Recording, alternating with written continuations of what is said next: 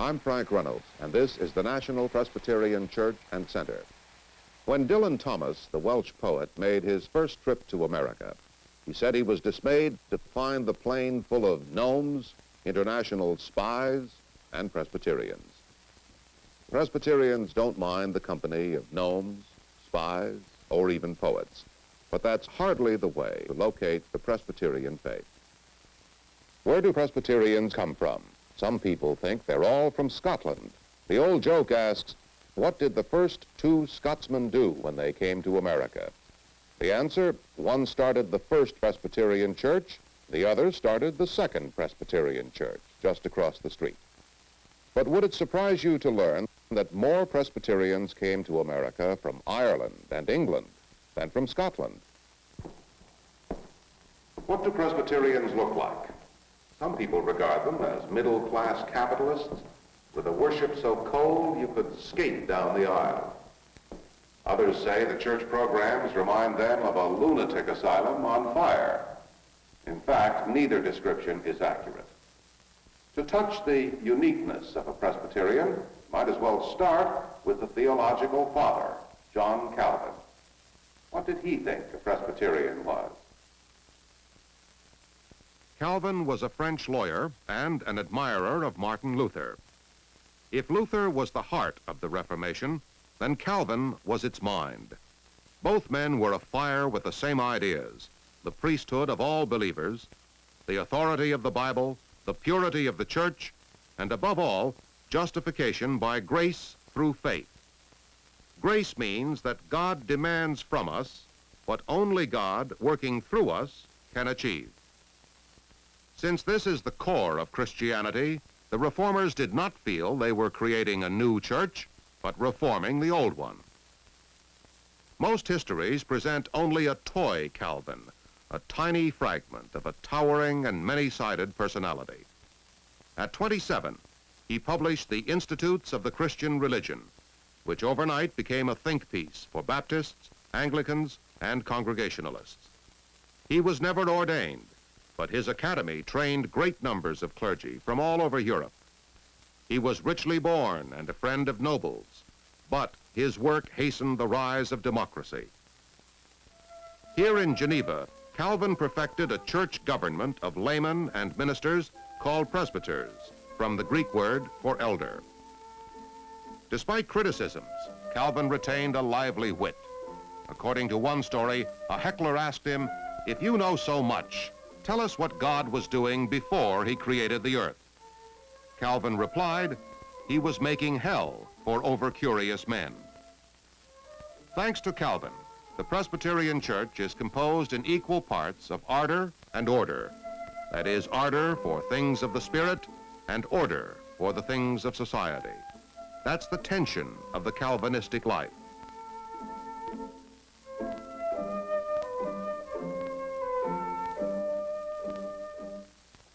But Calvin stood for both poles of the church, ardor and order. He symbolized ardor in his crest, the flaming heart in an open hand offered to God. His form of government stood just as firmly for order. Out of this tension came the mightiest streams of Presbyterianism. The English Puritans, who were people of ardor, the Scottish churchmen, who were people of order. Calvin passed the baton to his disciple, John Knox, under whose leadership the Church of Scotland was born. Most remember Knox for his opposition to Mary, Queen of Scots, and her Catholic court. At stake was the religious and political life of the nation. Unfortunately, Mary lost her head. Knox kept his and built the Presbyterian system right into the blood and bone of Scotland. It remains the official church today. For example, when Queen Elizabeth visits Scotland, she becomes a Presbyterian during her stay. And all Presbyterians, American, English, Welsh, German, Hungarian, Dutch, feel as though they are coming home when they visit Edinburgh.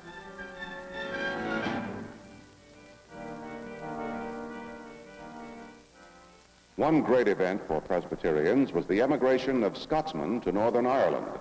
Persecuted for their faith, They poured over to Ulster by the thousands and set up strong centers of Presbyterianism.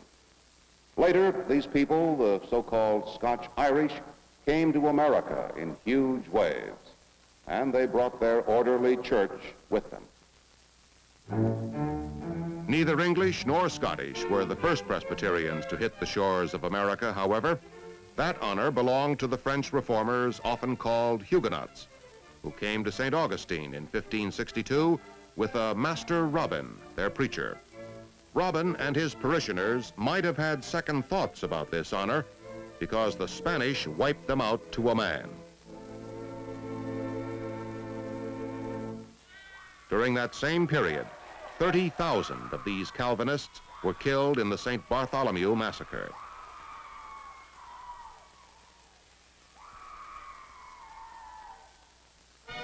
Meanwhile, in England, the Puritans, who were also Calvinists, took over the English government, beheaded the king, and called together the famous Westminster Divines.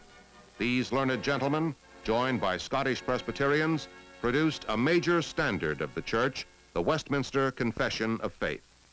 From the Shorter Catechism came the famous question, what is the chief end of man? Answer, man's chief end is to glorify God and to enjoy him forever. Through the 1600s, most Presbyterians settled heavily in the middle colonies in America, from New York to Maryland, or down south through the Great Valley of Virginia and on into the Carolinas. A famous missionary of that era was Francis McKimmey, a Scotsman born in Ireland. At one point, he was thrown in prison for preaching in New York without a license. The governor made McKimmey pay a huge fine. As a result, the colonies rallied to the Presbyterian call for religious toleration. Even the famous Mathers of New England, Increase, and Cotton found McKimmey a voice to their liking. So did 6 other Presbyterians who in 1706 elected McKimmey moderator of the first American Presbytery, which was held in Philadelphia. Of these 7, about half were English Puritans with their zeal for ardor. The other half were Scotch-Irish with their equal zeal for order.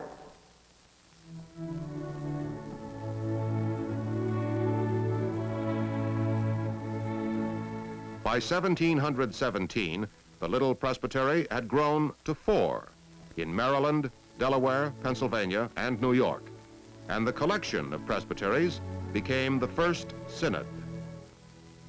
This period from 1717 to 1776 was a fabulous one for both education and evangelism.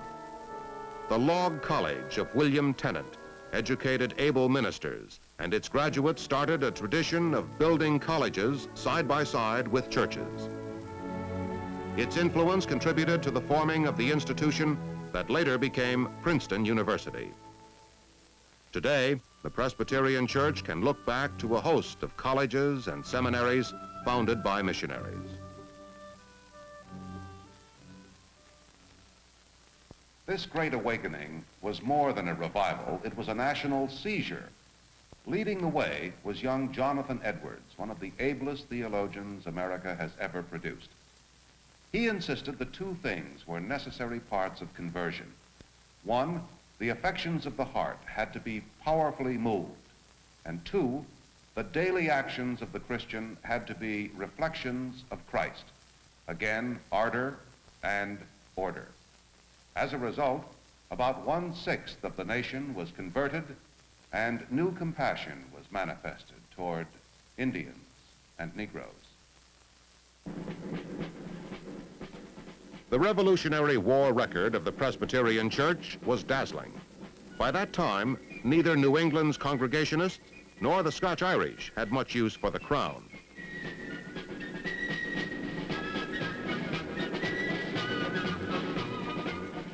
In fact, Presbyterian ministers were so outspoken that one member of Parliament in London spoke of the American Revolution as the Presbyterian Rebellion. The only clergyman to sign the Declaration of Independence and the only clerical member of the Continental Congress was the Reverend John Witherspoon, who thundered from his pulpit, there is not a single instance in history in which civil liberties were lost and religious liberty preserved. After the war, the American government was similar to Presbyterian government. Americans rejected both a king to rule from the top and a pure democracy to rule from the bottom for a republic in between. Presbyterians rejected both bishops to rule from the top and congregations to rule from the bottom for a presbytery in between. Now let's grit our teeth, pull down the chart, and look at the 4 levels of Presbyterian church government. First, the local congregation, which is the real authority in the church. It all starts right here. Second, presbytery. The presbytery ordains clergy, reviews church activities, and so on. Third, the synod. It reviews the work of presbytery. Fourth, the General Assembly. This is something like the White House, the Supreme Court, and Congress all in one. Its pronouncements on social affairs, war, poverty, race, etc., are not binding on congregations, but carry great weight. Compared with the number of Methodists or Baptists, Presbyterians are small potatoes. But right after the American Revolution, the Presbyterian Church was one of the 4 largest and the most evenly distributed church in America. That was not to last long for 2 reasons. First, the Presbyterians, unlike the Methodists or the Baptists, were unwilling to send uneducated men to the western frontiers of Tennessee, Kentucky, and the Mississippi Valley. People were crying for a few gospel crumbs of bread, but Presbyterians in the East said, wait for the whole loaf or starve. Naturally, the settlers joined churches that gave them the gospel, with or without a seminary degree. Whole congregations of Presbyterians became Methodists, Baptists, Cumberland Presbyterians, or joined other denominations. And there were individual missionaries of extraordinary power. One was a man named Worcester, who stood by the Cherokees during their pitiful fight for their homes and their subsequent dispossession. Worcester, who translated the Bible into Sequoia and edited a Cherokee journal, was imprisoned as a troublemaker by the state of Georgia. Worcester's case went to the Supreme Court, where Chief Justice Marshall sent back a ruling in his favor.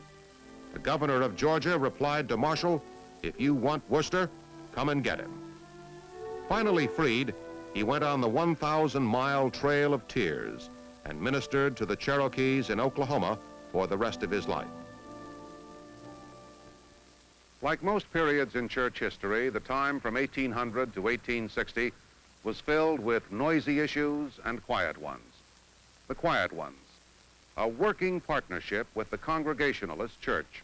Things were so close for a while that the pastor of a Presbyterian and Congregationalist church could serve in each other's pulpit. They were nicknamed Presbygationalists.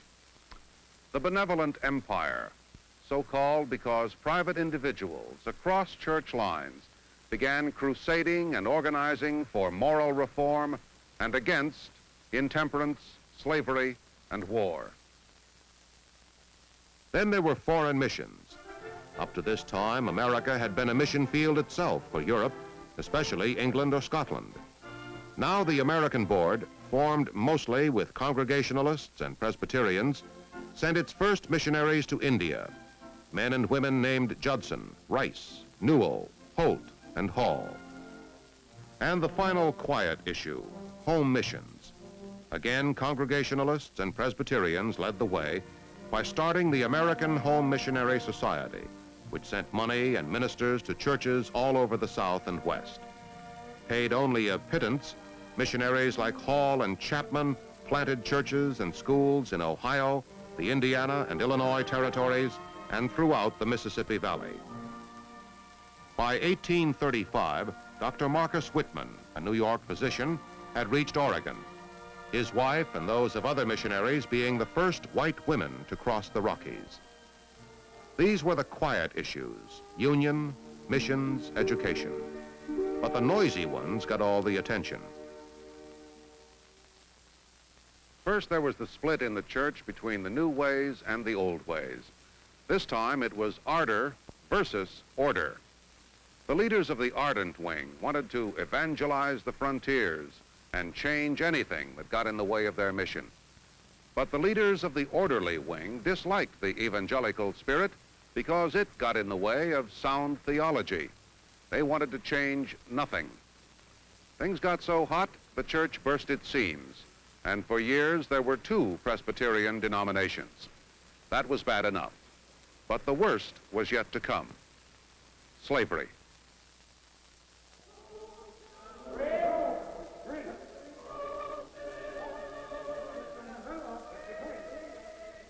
In 1818, the General Assembly said, "We consider the voluntary enslaving of one part of the human race by another totally irreconcilable with the gospel of Jesus Christ." Unfortunately, the cotton gin spoke louder than Christ, and Presbyterians said in 1836, resolved that this whole subject be indefinitely postponed. But it would not go away, and soon Presbyterians, like other Christians, were killing each other in the Civil War.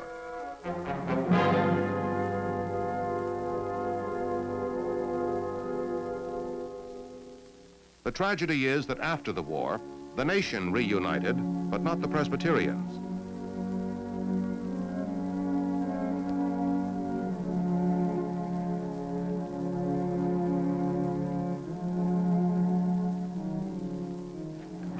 From the Civil War on, we focus our attention on that branch called the Presbyterian Church in the USA, which is now the United Presbyterian Church.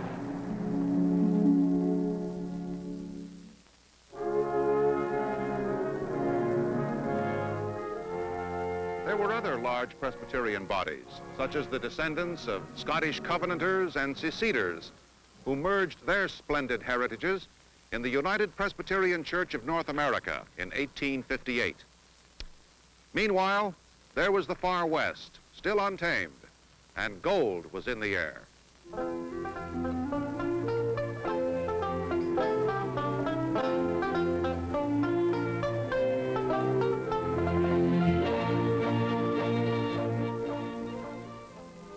Back east, the United States was growing into a nation of cities overnight. At first, most Presbyterians were unsympathetic toward labor, but increasingly, the General Assembly began to take their side in the battle for wages and housing. It was here at New York's Labor Temple that Presbyterians became the helpers of the helpless. Neighborhood houses, many starting in Chicago, spread into every city. By 1900, national agencies had sprung up to combat poverty, war, and alcoholism. Meanwhile, both home and foreign missions were gathering steam. When the railroad spike of gold was pounded into the intercontinental hookup, Sheldon Jackson and his band of national missionaries spread westward, planting churches and building schools, especially schools for Indians and hospitals for all. One of the great missions was to the Chinese in California. Leading the way was a woman, Donaldina Cameron, who rescued Chinese girls from white slavers and established the Great Cameron House. Amanda McFarland served first in New Mexico, then in Alaska, where she founded what became Jackson College. In 1870, the Women's Foreign Mission Society was formed. They had a large part in sending missionaries across the world, people like Helen Reischauer, who started the first school for the deaf and dumb in Japan. From Sheldon Jackson, who finally made it to Alaska, to Ralph Hall with his early campfire meetings, to Dr. Dorothy Ferris, medical missionary to Japan, the church stayed on the mission move. Missionary Jackson became the first commissioner of education in the Alaska Territory. People who try to make audio-visual histories are especially grateful to him because he was a camera bug.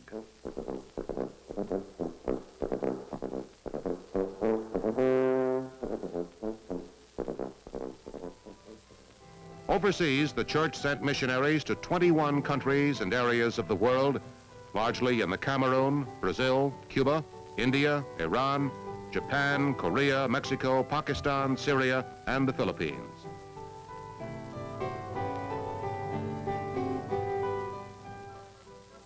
One of the most successful missions was that of the United Presbyterian Church of North America in Egypt, which began back in the 1850s and pioneered its way into self-support. Davida Finney began the literacy and literature program in Egypt, which thrives today. Much of this came under the leadership of a layman, Dr. Robert E. Spear. Perhaps this man is the church's leading symbol of education. Before he was a politician and a president, he was a teacher at Princeton and a very gifted lay preacher.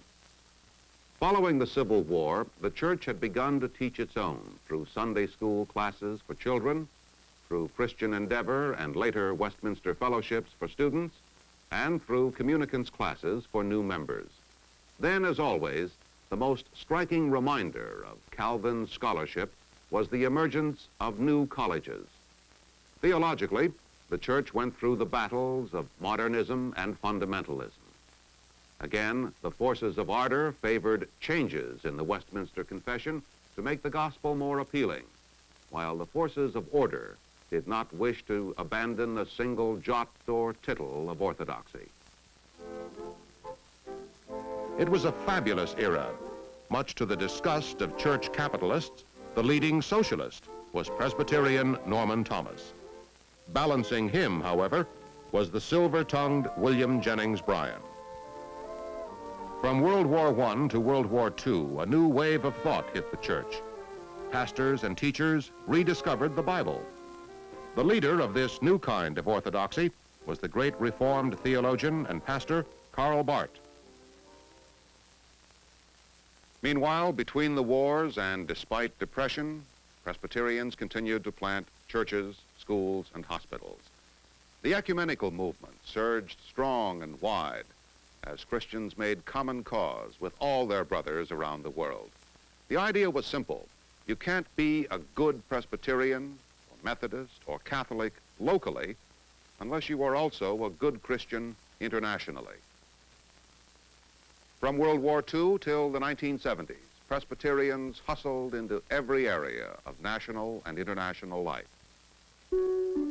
At home, the mission stretched from rural Appalachia to southwestern health and welfare units. From ministry among and with blacks in the rural South to side-by-side brotherhood with minorities in the inner cities. From hundreds of new churches in suburbia to a new program of keeping the churches alive in the ghetto. From community organizations to drug clinics and legal aids for the poor and the crippled. Some of our films from that period in the 50s show united Presbyterian concern for the have-nots. Any old trouble.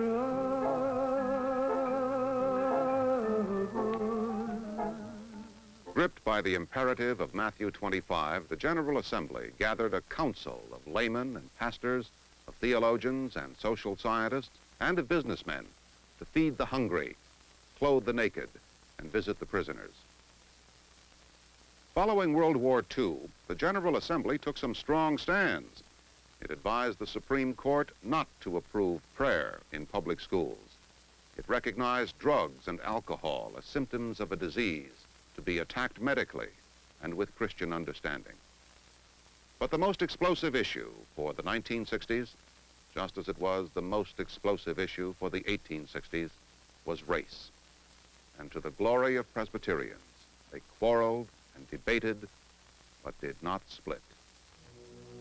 When this man was arrested in Baltimore,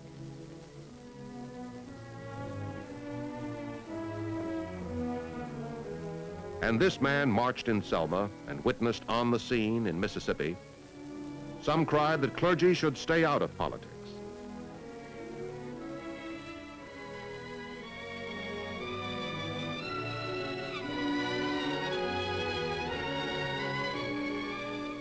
While others, both clergy and laymen, were proud to join in the crusade. What emerged was a two-legged gospel, the right leg of personal salvation and the left leg of community correction. Again, ardor and order. Abroad, the Presbyterians continued to blaze trails.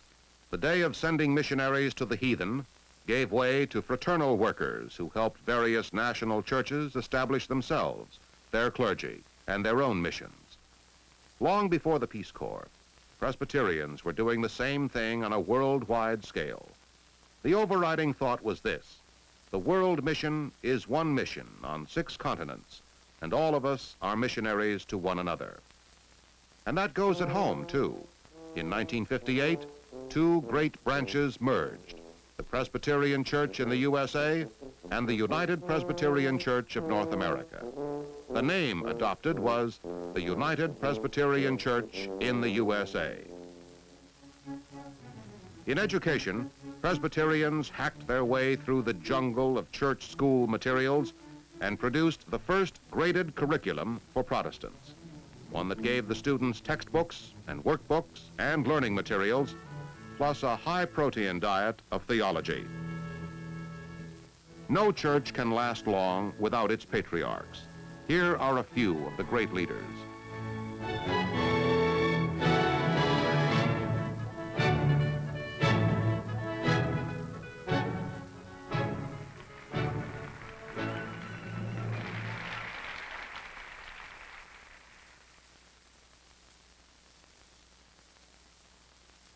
Standing here before some of the great figures in Presbyterian history, we see a chest of memories inhabited by people very much like us. The little church of ardor and order made its way from Europe to America, fought a revolution, sent missions to the frontiers, split during the Civil War, was buffeted by every storm of controversy, and yet managed to survive as one thread in the rich tapestry of religion in America. At its best and at its worst, the Presbyterian tribe is the many faces of the past, its buildings, worship, and writings. But it is also the living present, where the church borrows glory and value from the living Lord to serve an aching world.